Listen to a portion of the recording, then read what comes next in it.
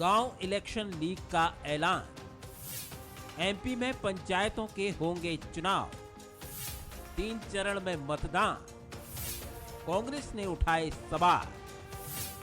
उपचुनाव के बाद मध्य प्रदेश में सत्ता के क्वार्टर फाइनल की तारीखों का ऐलान हो गया है। चूंकि विधानसभा इलेक्शन को फाइनल और नगरीय निकाय चुनाव को सेमीफाइनल कहा जाता है, तो पंचायत को क्वार्टर फाइनल कहा जा सकता है। मध्य प्रदेश में 3 चरणों में पंचायत चुनाव होंगे। पहले चरण का मतदान अगले साल 6 जनवरी, दूसरे चरण का मतदान 28 जनवरी और तीसरे चरण का मतदान 16 फरवरी को होगा। 3 राउंड में हम चुनाव कराएंगे। पहले राउंड का चुनाव 6 जनवरी को, दूसरे राउंड का 28 जनवरी को और तीसरे राउंड का 16 फरवरी को। तो क्या कहा जाए सर, जिस तरह से कोर्ट की बात कही जा रही थी, कोर्ट जाने की, कहीं कोई वो तो नहीं हो गया आगे चलते? जनरली कोर्ट इंटरफेयर नहीं करते हैं एक बार चुनाव की घोषणा हो जाए तो, लेकिन वैसे भी कोर्ट जो भी आदेश देगा उसका पालन सबके लिए करना जरूरी है, हमारे लिए भी करना जरूरी है। फर्स्ट फेज में 85 जनपद पंचायतों में चुनाव होंगे। सेकंड फेज में 110 जनपद पंचायत और थर्ड फेज में 118 जनपद पंचायतों में चुनाव होंगे। पहले चरण में 9, दूसरे में 7 और तीसरे चरण में 36 जिले शामिल होंगे। चुनाव में 3 करोड़ 92 लाख मतदाता अपने मताधिकार का इस्तेमाल करेंगे। प्रदेश में कुल 71,398 मतदान केंद्र हैं। पंचायत चुनाव के डिक्लेरेशन के लिए मैं भारतीय जनता पार्टी की ओर से बहुत बहुत धन्यवाद देता हूं और शुभकामनाएं देता हूं। और मुझे पूर्ण विश्वास है कि इस पंचायत के जनपद और जिला पंचायत के चुनाव में भी भारतीय जनता पार्टी के कार्यकर्ता इतिहास बनाएंगे और ऐतिहासिक बहुमत के साथ, भले ही सिंबॉलिक उस पर ये चुनाव नहीं होता, बड़ी हिम्मत करके उन्होंने पंचायत चुनाव की घोषणा कराई है। स्वागत योग्य है, कांग्रेस पार्टी तैयार है। लेकिन सवाल यह है कि चुनाव की घोषणा है, मुझे कहीं ना कहीं ऐसा लग रहा है कि भारतीय जनता पार्टी की सरकार की सोच समझी योजना है। इसमें इतनी कमियां हैं, इतनी खोट हैं, इतनी कमियां हैं कि इनके बारे में जितना भी कहा जाए वो शायद आश्चर्य होगा आपको।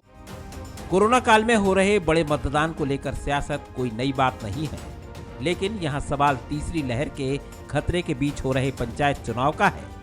इसलिए इसकी गंभीरता को नकारा नहीं जा सकता। भले ही चुनाव पार्टियों के चुनाव चिन्ह पर नहीं लड़ा जाएगा, लेकिन पार्टी का सपोर्ट बहुत कुछ निर्भर तो करेगा ही। अब ये भी संयोग कहिए कि इंदौर के नेहरू स्टेडियम में सीएम शिवराज ने आदिवासियों के बीच पैसा एक्ट लागू करने का ऐलान किया। टंटिया भील के बलिदान दिवस पर उनकी प्रतिमा का अनावरण किया और कुछ ही देर बाद पंचायत चुनाव का आगाज हो गया, यानी आचार संहिता लागू हो गई। नमस्कार, मैं हूं शरद द्विवेदी और हमारा आज का मुद्दा है मध्य प्रदेश का क्वार्टर फाइनल।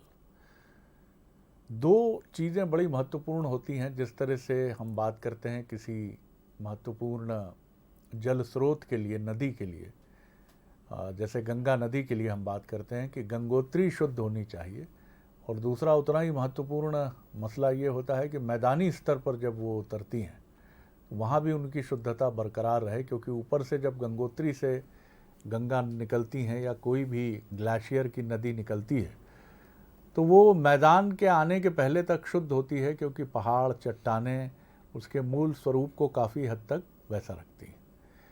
हम अपने लोकतंत्र रूपी गंगा को देखें तो निश्चित तौर पर गंगोत्री की शुद्धता बहुत ज़रूरी है। वहाँ परिवेश, पर्यावरण सब शुद्ध रहे, यानी दिल्ली।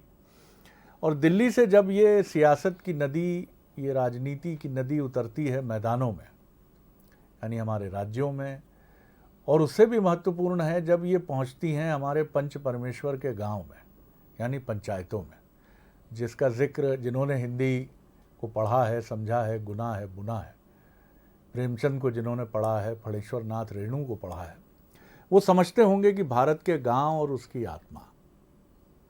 लेकिन अब कहने वाले कहते हैं कि सभी तरफ मिलावट हुई है, और ये मिलावट गंगोत्री से अधिक, यानी ऊंचे पर्वतीय स्थलों से अधिक मैदानी स्तर पर हुई है। यानी अब न रहे वो पीने वाले, अब न रही वो मधुशाला, यानी गांव अब गांव जैसे रहे नहीं। और कहने वाले ये भी कहते हैं कि चुनाव जब से होने शुरू हो गए साहब, गांव की फिजा बदल गई। तो बहुत प्रणाम करते हुए भारत के उन गांवों को, क्योंकि भारत एक ऐसा देश है जिसकी आत्मा उसके गांव में बसती है, तो गांव से ही क्यों ना शुद्धिकरण का ये अभियान शुरू हो। और गांव के पंच सरपंच या पंचायत चुनाव के प्रतिनिधि ही नहीं, मतदाता सब मिलकर ये संकल्प लें कि विकास की तरफ बढ़ने वाले जेन्युइन कैंडिडेट्स जो भी हैं, क्योंकि दलीय संबद्धता का चुनाव नहीं है, और बेहतर तो ये हो कि गांव के पढ़े लिखे लड़कों की भागीदारी, जो बड़े शहरों में पढ़ने गए हैं, लौटें अपने गांव और पंचायत चुनाव में बढ़ चढ़कर भागीदारी करें। ये तो मेरे जैसे एक व्यक्ति की प्रेमचंद टाइप की भावुकता वाली बात हो गई है, क्षमा कीजिएगा। आते हैं, यथार्थ की ज़मीन पर उतरते हैं और उन मेहमानों के साथ बात करते हैं कि ये जो क्वार्टर फाइनल है, ये क्वार्टर फाइनल कैसा होगा। और निश्चित तौर पर चुनाव के 2 साल पहले, मध्य प्रदेश में आम चुनाव के 2 साल पहले पंचायत चुनाव एक मिजाज तो बताएगा ही कि लोग सोच क्या रहे हैं। जो मेहमान हमारे साथ हैं उनसे मिलिए। हमारे साथ हैं बीजेपी के वरिष्ठ विधायक आशीष शर्मा जी, मैं बहुत स्वागत करता हूं उनका। फिरोज सिद्दीकी साहब हैं, युवा नेता कांग्रेस के प्रवक्ता, उनका बहुत स्वागत करता हूं। जगदीश द्विवेदी जी हैं, वरिष्ठ पत्रकार, राजनीतिक विश्लेषक, उनका बहुत स्वागत करता हूं। जगदीश जी, पहली टिप्पणी आपकी। गांव किस तरह से इस चुनाव में, हमारी जो पंचायतें हैं उनके ये चुनाव, पंचायत प्रतिनिधियों के चुनाव, इसके राजनीतिक मायने और शुद्धिकरण का ये अभियान अगर यहाँ से शुरू होगा तो कई बार ये भी कहा जाता है कि मैदान से ऊपर की तरफ भी जाती हैं चीज़ें। क्या कहेंगे आप, किस तरह देखते हैं? जी जगदीश जी। सर जी। शरद जी, आपने अपनी बात बड़े दार्शनिक आख्यान के साथ शुरू की। बहुत विवेचना जो आपकी थी वो राजनीतिक कम दार्शनिक ज़्यादा थी और बहुत, लेकिन ये जो पूरा आपका जो विवेचना थी आपकी, ये जो पूरा वर्णन था, ये सुनने में तो बहुत अच्छा लगता है, लेकिन हालांकि आपने उस बात को कहा, लेकिन राजनीति की जो ज़मीन है और राजनीति का जो ज़मीनी यथार्थ है उस पर ये सारी चीज़ें कहीं भी फिट नहीं बैठती। एक चीज़। दूसरी चीज़ ये कि जो आपने कहा कि ठीक है, हो गई है पीर पर्वत सी पिघलनी चाहिए, इस हिमालय से कोई गंगा निकलनी चाहिए, लेकिन ये गंगा जहाँ से भी निकली है, हर अब वो दौर बदल गया है। राजनीति के हर दौर में अब सिर्फ और सिर्फ लाभ और हानि, इसके गणित के आधार पर चुनाव होते हैं। चुनाव निष्ठाओं को लेकर नहीं होते, चुनाव मूल्यों को लेकर नहीं होते, चुनाव नैतिकताओं को लेकर नहीं होते।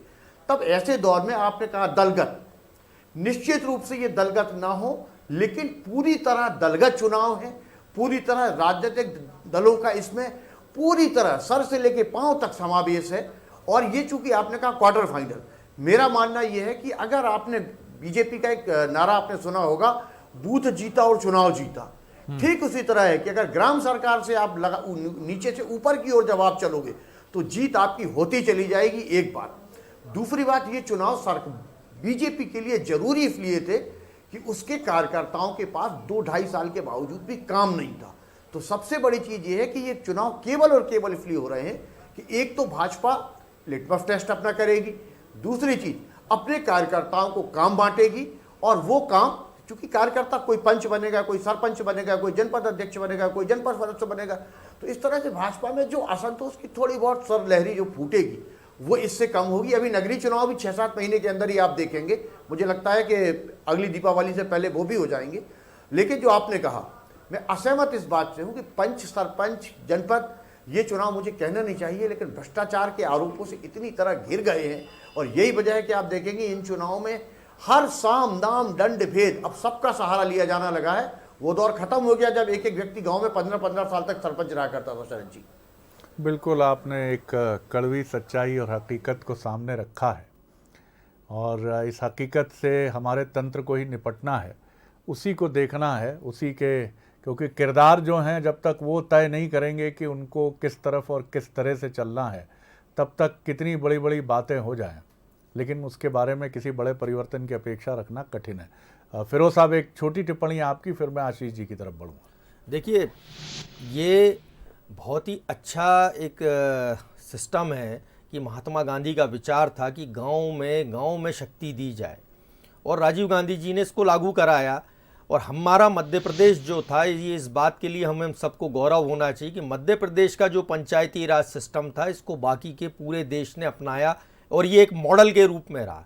जहाँ तक गाँव का सवाल है, तो गाँव में ठीक है, बहुत सारी कई बुराइयां आती हैं, कई अच्छाइयाँ आती हैं। जो आपने कहा कि गांव जैसे नहीं रहे, तो मैं तो अपने ग्रामवासियों को ये भी कहूँगा कि चुनाव तक रखिए, बाद में आपस में जैसे रहते थे वैसे रहिए। ये वो शक्ति है कि यदि कोई फैक्ट्री भी खोलना चाहता है, जब तक वो ग्राम पंचायत की ग्राम सभा की अनुमति ना ले ले, वो आपके गांव में फैक्ट्री भी नहीं खोल सकता, कोई काम नहीं हो सकता। यानी ये लोकल सेल्फ गवर्नमेंट है जो आपके हाथ में, आपकी सरकार आपके द्वारा है। ये तो इसका जो है, जिसका भी कैंडिडेट का आप चुनाव करें, ये उसको पूरी तरीके से ठोंक बजा के खरा पक्का करके उसको चुनाव में आप जीतें। लेकिन जहाँ तक मुझे लगता है कि भारतीय जनता पार्टी की इस मामले में रुचि नहीं है कि इसमें चुनाव कराए जाएं। आप देखिए कि कोर्ट ने जब परिसीमन को लेके और आरक्षण को लेके सरकार को नोटिस जारी कर रखा है, ऐसे में ये चुनाव की घोषणा हो जाना, कल ही एडिशनल सॉलिसिटर जनरल अंकुर मोदी जी ने ग्वालियर हाई कोर्ट की बेंच में कहा कि अभी हम चुनाव नहीं करा रहे और मंडे की डेट लगी यानी परसों की। और वैसे करके ये क्यों गलतियाँ की जा रही हैं, ये बात हमारे समझ से परे है। चुनाव होना चाहिए, चुनाव का हम स्वागत करते हैं। और जब परिसीमन हुआ नहीं, आरक्षण हुआ नहीं, अंतिम प्रकाशन हुआ नहीं और आपने सीधी चुनाव की घोषणा कर दी, तो ये परंपराओं से हटके ये कैसे हो रहा है, ये भी हमारे समझ से परे। फिर भी कांग्रेस स्वागत करती है और अब उन सब लोगों को शुभकामनाएं जो इस चुनाव में भाग ले रहे हैं।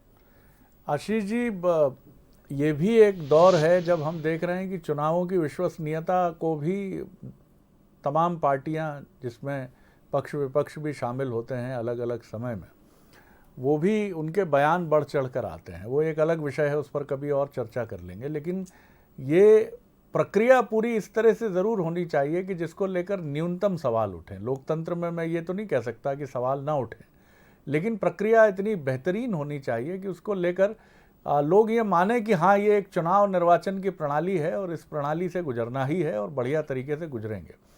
आप किस तरह देखते हैं हमारी इस पंचायत चुनाव की घोषणा को और कितने आशान्वित हैं? दलीय संबद्धता नहीं है, लेकिन दोनों ही पार्टियां दावे करेंगी ही हर बार की तरह चुनाव के बाद कि दबदबा हमारी पार्टी का है। जो दावे सामने आते हैं बीजेपी की तरफ से भी, कांग्रेस की भी तरफ से। और जो बात जगदीश जी ने कही कि आपकी पार्टी के कार्यकर्ता को अब अपनी धार को सान पर चढ़ाने का मौका भी मिलेगा। जी देखिए, मेरे ख्याल से मैं तो उसी व्यक्ति को अच्छा नेता मानता हूं जो लोकतंत्र में चुनाव का सामना करके निकल के आए जनता के बीच से। जहां तक बात है केंद्रीय चुनाव आयोग की और राज्य निर्वाचन आयोग की, दोनों अपने अपने तरीके से अलग अलग तरह के चुनाव कराते हैं, इसलिए दोनों की निष्पक्षता पर सवाल हमको नहीं उठाना चाहिए। जहां तक बात है, पिछले लगभग 1 वर्ष से हम भी देख रहे हैं, चाहे नगरीय निकाय चुनाव का मामला हो, चाहे पंचायत निकाय चुनाव का मामला हो, निर्वाचन आयोग दोनों की लगभग तैयारी पूर्ण कर चुका था, लेकिन कोरोना की सेकंड वेव के कारण चुनाव आगे बढ़े। और चूंकि मैं ग्रामीण परिवेश की मेरी विधानसभा है, हम ग्रामीण क्षेत्र में देखते भी हैं, बहुत सारे सरपंचों का कार्यकाल लगभग 6 वर्ष से अधिक का हो गया। जनता भी चाहती है कि नया सरपंच हम चुने और गांव का जो नेतृत्व उभर कर आता है वो अपने आप में एक बहुत ग्रामीण परिवेश को समझने वाला होता है। भारत हमारा गांव में बसता है, मध्य प्रदेश में भी ग्रामीण आबादी का प्रतिशत बहुत ज्यादा है और इसलिए गांव के विकास की परिकल्पना को साकार करने की बहुत बड़ी जिम्मेदारी ग्राम पंचायतों पर होती है। निसंदेह शिवराज सिंह जी की और भारतीय जनता पार्टी की सरकार ने ग्राम पंचायतों को पर्याप्त मात्रा में न सिर्फ अधिकार दिए हैं, बल्कि आज गाँव का विकास कहीं भी शहरों के विकास से पीछे नहीं है। आज गाँव में स्वच्छता परिसर बन रहे हैं, स्वच्छता को लेकर काम हो रहा है, स्वच्छता दूत नियुक्त किए जा रहे हैं। गांव में आज पेयजल की पर्याप्त व्यवस्था हुई है, नलों से पानी उन गांव में पहुंच रहा है जहां कभी एक हैंडपंप प्यास बुझाने के लिए होता था। स्ट्रीट लाइट गांव में लगी है। पंच परमेश्वर योजना के माध्यम से सड़कों के लिए सीधी राशि ग्राम पंचायतों को मिली है, इसलिए आज पहले की तुलना में गांव का बहुत विकास हुआ है। गांव पहले से अधिक सुंदर और सुदृढ़ हुए हैं और इन चुनावों से जब नई बॉडी चुनकर आएगी, नई जनपद पंचायत, जिला पंचायत, ग्राम पंचायत बनेगी, हजारों लाखों नुमाइंदे ग्रामीण जनता की आवाज उठाने के लिए किसी प्लेटफॉर्म पर आएंगे, तो मुझे लगता है कि और तेजी के साथ मध्य प्रदेश का विकास हो सकेगा। इसलिए इन चुनाव का स्वागत होना चाहिए। बिल्कुल। चुनाव जो लड़ते हैं वो किसी न किसी राजनीतिक दल के सदस्य होते ही हैं, चाहे चिन्ह पर नहीं होते लेकिन वो विचारधारा के प्रतिनिधि होते हैं। इसलिए उन सब का जीतना हारना पार्टी की हार जीत दिखाता है, इसमें कोई संदेह नहीं है। लेकिन भारतीय जनता पार्टी इन चुनावों के लिए पूरी तरीके से तैयार है। बिल्कुल ठीक कहा आपने। और ये चीज़ तो है कि कहीं ना कहीं संबद्धता तो होती ही है। जगदीश जी, ये मांग भी रही है कि आप जब दलीय संबद्धता होती ही है व्यक्ति की, भले ही वो चुनाव चिन्ह और उसके साथ न जुड़ी हो, लेकिन क्यों ना इन चुनावों को दलीय संबद्धता के आधार पर भी कराया जाए। बहरहाल ये एक विचारणीय विषय है, लेकिन इन चुनावों के स्वरूप को और बेहतर और रिफाइंड करने के लिए आप क्या चीज़ें देखते हैं? क्योंकि यही पंचायत के चुनाव दरअसल नर्सरी हैं राजनीति की। एक समय था जब देश के लगभग और आज भी मैं कहूँगा कि एक बहुत बड़ा हिंदी भाषी राज्यों का बहुत बड़ा वर्ग ग्रामीण नेतृत्व के तौर पर सामने आता है। मध्य प्रदेश में भी आप देखें तो मुख्यमंत्री शिवराज सिंह चौहान, जो सर्वाधिक लंबा समय मुख्यमंत्री के तौर पर बिता चुके हैं मध्य प्रदेश के इतिहास में, वो भी ग्रामीण क्षेत्र से आते हैं। लेकिन ये ग्रामीण राजनीति का स्वरूप और मजबूत हो, निर्मल हो, ताकतवर हो, इसके लिए आप क्या देखते हैं चीज़ें? जी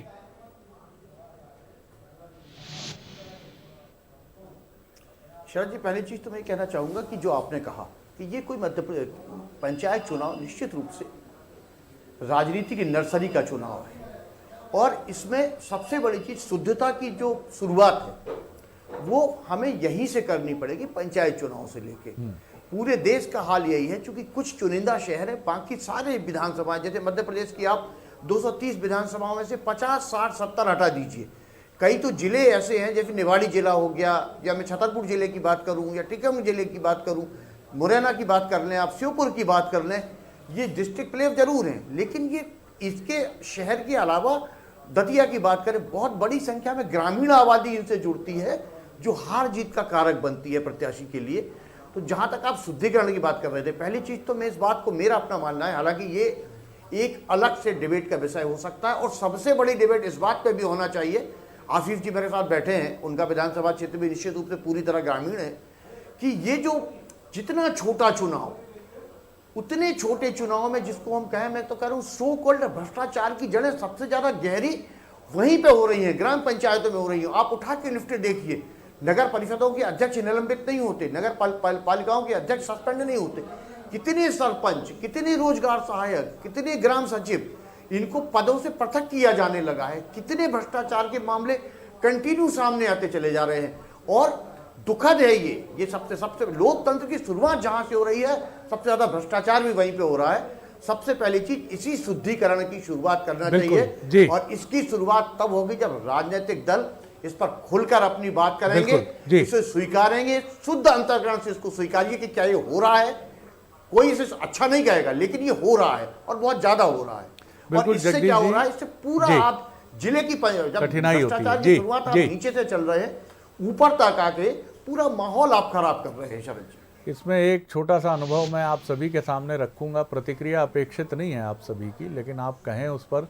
एक ऐसे सरपंच से हमारी बात हुई जो विदेश पढ़ने गए और पढ़कर अपने गांव लौटे।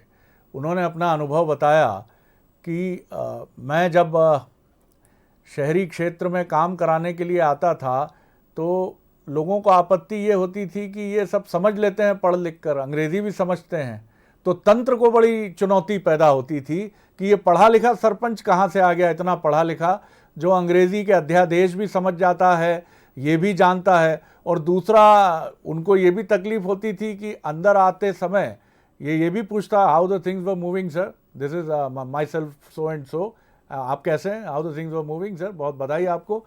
तो क्या हम यही चाहते हैं कि हमारा राजनीतिक तंत्र, माफ़ कीजिएगा, दो राजनेता हमारे साथ बैठे हैं, कि ऐसे लोगों से चाहते हैं जो गमछा लपेटे रहें, मुंह में पान भरे रहें, जो आए जो भैया प्रणाम कर रहे भाई साहब, हम आए अभी क्षेत्र से तो हमारी फाइल देख लो भाई साहब। नहीं, बदलना होगा। आशीष जी, एक छोटी टिप्पणी आपकी इस पर जरूर चाहूंगा, चढ़ाने की कोशिश की है मैंने आपको।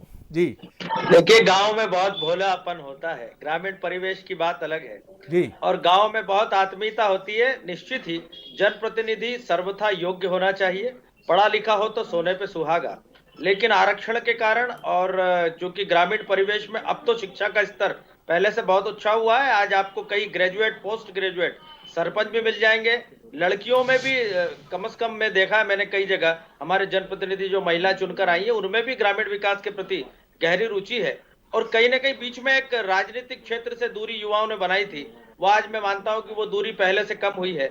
आज पढ़े लिखे युवा भी अपने गांव को जो सजाना संवारना चाहते हैं, उसके लिए वो राजनीतिक क्षेत्र में कदम रखते हैं और जनता उनको चुनती भी है। इसलिए कुछ एक अपवादों को यदि हम छोड़ दें तो ग्रामीण क्षेत्र की राजनीति भी पहले से बेहतर हुई है। अगर ग्रामीण क्षेत्र से राजनीति निकल कर नहीं आएगी तो खेत खलियान किसान की बात कौन करेगा, जंगल जमीन को बचाने की बात कौन करेगा, 30 त्योहार मेलों की बात कौन करेगा। इसलिए वहां से नेतृत्व निकल कर आना भी परम आवश्यक है। पंच परमेश्वर की जो कहानी हमने बचपन में पढ़ी थी, अगर ग्राम सभा की उस परिकल्पना को साकार गांव में करना है तो हमें पंचायती राज को बहुत सकारात्मक रूप से देखना होगा। जी फिरोज साहब, देखिए जो जगदीश जी कह रहे थे वो बहुत सही बात कह रहे हैं कि भ्रष्टाचार की जननी वो वहाँ से पैदा हो रही, मतलब गंगोत्री कह लीजिए, आप जो भी शब्द इस्तेमाल करें। इसमें असल दिक्कत क्या है, जैसे आशीष जी हैं, आशीष जी की विधानसभा जो है वो 25 साल के लिए सामान्य है तो सामान्य ही रहेगी, लेकिन जो सरपंच है उसका आरक्षण बदलता रहता है। और ये ज़रूरी नहीं है कि आज मैंने चुनाव लड़ा है तो अगली बार जो सीट है वो आरक्षण में मुझे दोबारा लड़ना है। तो जो अकाउंटेबिलिटी है वो अकाउंटेबिलिटी को लोग नज़रअंदाज कर रहे हैं, क्योंकि जनता अकाउंटेबल नहीं कर पाती उन लोगों को। तो ये सबसे बड़ी दिक्कत है। और रही बात, दूसरी बात कि जिस तरीके से ग्राम पंचायतों को हमने जो सोचा है, ये बहुत अच्छी बात है कि हमको रूरल इंडिया को यानी ग्रामीण भारत को एक लीडरशिप देना है, उसको लोकतंत्र में एक सहभागिता बनाना है। तीसरी बात यह है कि ये सिस्टम जो है लोगों को जागरूक करता है। मैंने कई गांवों में देखा कि मैंने एक क्रशर की माइन के लिए अप्लाई किया, उस पूरे गांव ने मिलके मेरी वो माइन को होने नहीं दी और वो ग्राम सभा में वो बार बार निरस्त हो जाती थी। कहने नहीं साहब, ये हमारी चरनोई की भूमि है, यहाँ हम लोग जानवर चराते हैं, हमारे जानवर भूखे मर जाएंगे, आप कैसे दे रहे। और माइनिंग डिपार्टमेंट उसको नहीं दे पाया। ये सारी चीज़ें हैं।